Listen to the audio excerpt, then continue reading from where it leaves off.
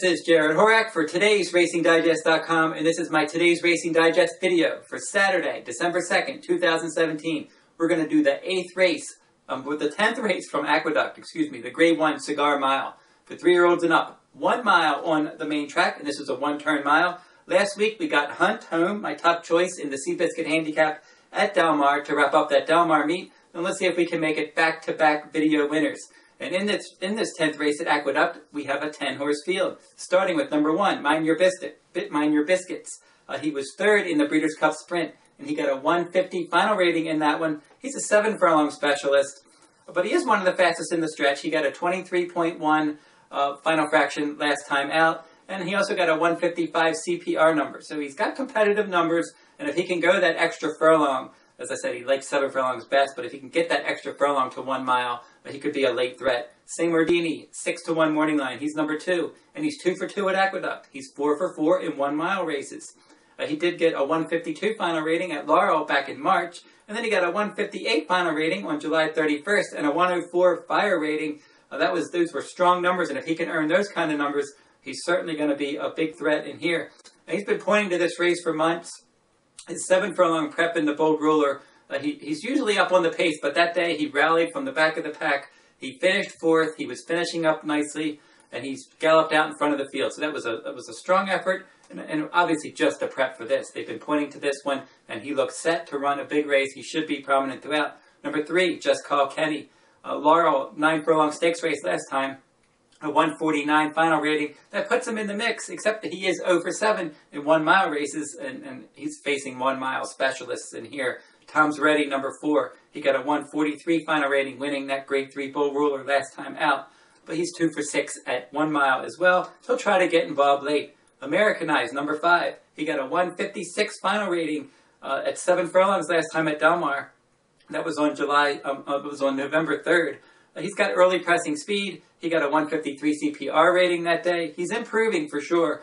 But 2 of his pace rivals, Seymourdi and Sharp Azteca, they're both flat mile specialists, and they look tough in here. And he's going to have to go that extra furlong and try to hang with them. We'll see if he can do it. Number 6 is Sharp Azteca. This one's your morning line favorite. He was 2nd in the Breeders' Cup Dirt Mile last time out, but that was a 2-turn race. In one-turn miles, he's certainly tough. He got, in his last 3 1-turn mile races, a 158, a 150, and a 156 final rating. Any of those numbers would make him a serious threat in here. He's going to be in the hunt throughout. He's sharp.